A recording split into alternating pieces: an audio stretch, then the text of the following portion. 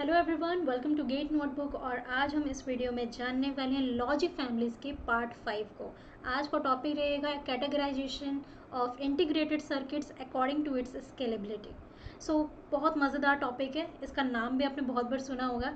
हर एक चीज़ को डिटेल में देखेंगे और बहुत अच्छे से देखेंगे, ठीक है। और लास्ट में आपको क्या मिलेगा, एक बहुत ही बढ़िया सा सिंगल रिविजन पेजेस जहाँ पर categorization of integrated circuit according to its scalability आपको आराम से रिवाइज हो जाएगा। एक बार ये वीडियो देखना है एंड हर एक वीक या फिर 10 डेज या फिर 15 डेज में आपको जस्ट वो सिंगल रिविजन पेज को चेक करना है और सारी चीज़ें आपके माइंड में, तो मज़ा आएगा। तो वीडियो को लाइक ज़रूर कीजिएगा, शेयर ज़रूर कीजिएगा। चैनल पे नए हैं तो सब्सक्राइब कर लीजिए, बेल आइकन पे क्लिक करें ताकि आपको टाइमली नोटिफिकेशन मिले, एक भी वीडियो मिस ना हो और बेनिफिट आपको होता रहे, ठीक है। चलो, तो यहाँ पे कैटेगराइजेशन की बात करते हैं। पहला आपका होता है स्मॉल, ठीक है, छोटे से स्टार्ट होगा। यहाँ पर जैसे कि मैंने आपको बताया, स्केलेबिलिटी के हिसाब से हम ये इंटीग्रेटेड सर्किट्स को हम डिवाइड कर रहे हैं, कैटेगराइज कर रहे हैं। सो फर्स्ट है आपका स्मॉल स्केल इंटीग्रेशन डिवाइसेस। देखो डिवाइसेस याद रखो ना रखो, इंटीग्रेशन है, ठीक है। तो स्मॉल स्केल इंटीग्रेशन है मतलब कम स्केल के हिसाब से। स्केलेबिलिटी किसके हिसाब से वो भी मैं आपको बताऊंगी वन बाय वन। देन उसके बाद क्या हुआ, हमने स्केलेबिलिटी को बढ़ाया, तो ये स्मॉल से हो गया क्या, मीडियम। तो medium scale integration devices. Third हो जाता है आपका, थोड़ा और बढ़ाया स्केलेबिलिटी को और स्केल किया, तो क्या हो गया आपका, large scale integration devices. Then very large scale integration devices and then last है आपका ultra large scale integration devices. Ultra large को हम कई बारी देखेंगे very very large integrated devices भी कहते हैं, ठीक है। तो जैसे चलो मैं इसका आपको शॉर्ट फॉर्म्स भी दिखा देती हूँ। स्मॉल स्केल इंटीग्रेशन डिवाइस को हम SSI कहते हैं, मीडियम वाले को MSI कहते हैं, एल वाले को लार्ज LSI कहते हैं, और वेरी लार्ज स्केल को VLSI कहते हैं, and last one that is your ultra large scale को ULSI कहते हैं। ULSI को कहीं कहीं पे आप VVLSI भी लिखा हुआ देखेंगे। एक्चुअली ये कोई कैटेगराइजेशन है नहीं, बट हाँ एक टर्मिनोलॉजी निकल कर आई थी, कैटेगराइज करने की कोशिश की गई थी, बट ये एक तरीके से VLSI के अंदर ही आ जाता है, बट जानना ज़रूरी, इसलिए मैंने इसको 5th पार्ट करके लिखा है, ठीक है। तो पहले हम जानेंगे स्मॉल स्केल इंटीग्रेशन डिवाइसेस को। अभी यहाँ से आपको पता चलेगा कि जो स्केलेबिलिटी हो रही है इंटीग्रेटेड सर्किट्स की वो किस बिहाफ पे हो रही है, कौन से फैक्टर के हिसाब से हो रही है। सो देखो यहाँ पर क्या होता है, SSI की बात करें, स्मॉल स्केल इंटीग्रेशन की बात करें, तो it contains several independent gates, ठीक है। बहुत सारे इंडिपेंडेंट गेट्स होते हैं। इंडिपेंडेंट गेट्स मतलब जो कि किसी एक दूसरे के ऊपर डिपेंड नहीं करते हो। एक ही पैकेज में आपको इंडिपेंडेंट गेट्स देखने को मिलेंगे। यहाँ पे जो इनपुट्स और आउटपुट्स होती इन गेट्स के, ठीक है, वो डायरेक्टली कनेक्टेड होते हैं to the pins of in the package. Package के अंदर जो पिन होता है, देखो क्या हुआ, ये है आपका पैकेज, ठीक है। इस सिंगल पैकेज के अंदर कई सारे गेट्स हुए, लाइक सपोज लाइक दिस, बहुत सारे गेट्स हैं, ठीक है। इंडिपेंडेंट है, ये याद रखिएगा, क्योंकि कई बार क्या होता है ना, एक पैकेज के अंदर है तो लोग ऐसा सोच लेते हैं कि ये वाला इस पे डिपेंड होगा, ये वाला इस पे डिपेंड होगा। ऐसा नहीं है, डिपेंडेंसी एक दूसरे पे नहीं है, बस वो एक साथ हैं, ठीक है। लेट सपोज इमेजिन कर लो एक मेट्रो है, एक मेट्रो के एक डिब्बे में 10-15 लोग हैं। ऐसा नहीं है वो एक फैमिली मेम्बर है, वो बस अपनी रिक्वायरमेंट के हिसाब से वहाँ पर है, दे आर इंडिपेंडेंट, राइट। वैसे ही है यहाँ पे सिंगल पैकेज के अंदर। और इन गेट्स के जो इनपुट आउटपुट्स होते हैं वो डायरेक्टली इस पर्टिकुलर पैकेज के पिन से कनेक्टेड होते हैं, ये पॉइंट कहा जा रहा है। जो नंबर ऑफ लॉजिक गेट्स यहाँ पर यूज़ किए जा रहे हैं यही आपकी स्केलेबिलिटी को बताता है। जो हमने इंटीग्रेटेड सर्किट को स्केलेबिलिटी के हिसाब से डिवाइड किया है, स्केलिंग फैक्टर यहाँ पे लॉजिक गेट्स के काउंट है, ठीक है। जो स्मॉल वाला है उसके अंदर लेस देन 10 या फिर 10 से कम लॉजिक गेट्स का यूज़ किया जाता है। उससे ज़्यादा यूज़ करेंगे तो वो मीडियम स्केल इंटीग्रेशन डिवाइसेस कहलाएंगे, ठीक है।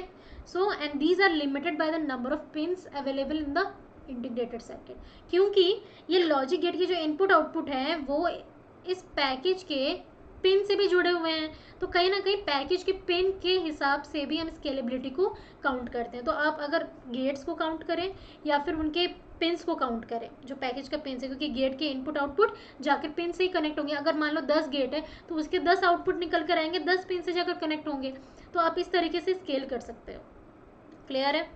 सेकंड पे आते हैं MSI, दैट इज थोड़ा सा स्केलेबिलिटी बढ़ाया, मतलब नंबर ऑफ गेट्स के काउंट को बढ़ाया और मीडियम स्केल इंटीग्रेशन को किया। ठीक है, यहाँ पर क्या हो रहा है, वहाँ पर क्या था, 0 से लेकर 10 तक था। ठीक है, MSI में, सॉरी SSI में, MSI में 10 से लेकर 200 तक एक ही पैकेज में होंगे। यहाँ पर ऐसा नहीं है कि सिर्फ गेट के काउंट को बताया जा रहा है, एक सिंगल पैकेज में कितने गेट्स को इंक्लूड किया जाता है, लॉजिक गेट्स को, उसको बताया जा रहा है। ठीक है, यहाँ पे बेसिक कंपोनेंट्स क्या बनकर आते हैं, डिकोडर बना सकते हैं आप, क्योंकि इतने काउंट में एक पैकेज आपका डिकोडर बन सकता है, एडर बन सकता है, रजिस्टर बन सकता है। ठीक है, तो MSI कंक्लूड्स और you can say includes decoders, adders and registers. Third one is your LSI, मतलब इंटीग्रेशन हमने बढ़ाया, इंटीग्रेशन की स्टेबिलिटी स्केलेबिलिटी को बढ़ाया with respect to logic gates, उसके काउंट्स। सो क्या हो जाएगा भाई, 200 से लेकर कुछ थाउजेंड्स तक। ठीक है, एक पैकेज में आप गेट्स को, लॉजिक गेट्स को होल्ड कर सकते हो। और ये क्या आपको इंक्लूड करके देगा, डिजिटल सिस्टम्स, जैसे कि आप कह सकते हैं processors, memory chips, programmable modules. पूछा जा सकता है क्वेश्चन में कि processors and memory chips are the example of what, which kind of scale integration devices. So you can say LSI, large scale integration. ठीक है, वेरी लार्ज पे आते हैं, यहाँ पर क्या होगा, वहाँ पे 200 से फ्यू थाउजेंड्स तक था, ये क्या होगा, contains thousands of gates within a single package, मतलब कुछ थाउजेंड्स रख सकते हो। अब 1000 गेट्स का यूज़ हो रहा है, तो ये आपको क्या कंक्लूड करके देगा, कॉम्प्लेक्स माइक्रो कंप्यूटर चिप आपको ये निकाल कर देगा। Then ultra, that is ultra large scale integration. तो जो आपके माइक्रो प्रोसेसर चिप्स होते हैं ना, वो 1994 में बनने लगे, वहाँ पे 3 मिलियन ट्रांजिस्टर्स का यूज़ किया गया। डेफिनेटली वो बहुत सारे गेट्स को लेकर चल रहा होगा, है ना। तो corresponding to more than 1 million transistors, मतलब ट्रांजिस्टर यहाँ पर आप कह सकते हो लॉजिक गेट्स के टर्म्स में भी। तो वैसे तो VLSI जैसे हमने क्या किया, SSI और MSI के बीच में एक है, एक कह सकते हैं एक क्वालिटी गैप है, इनके बीच में कोई क्वालिटेटिव गैप नहीं है।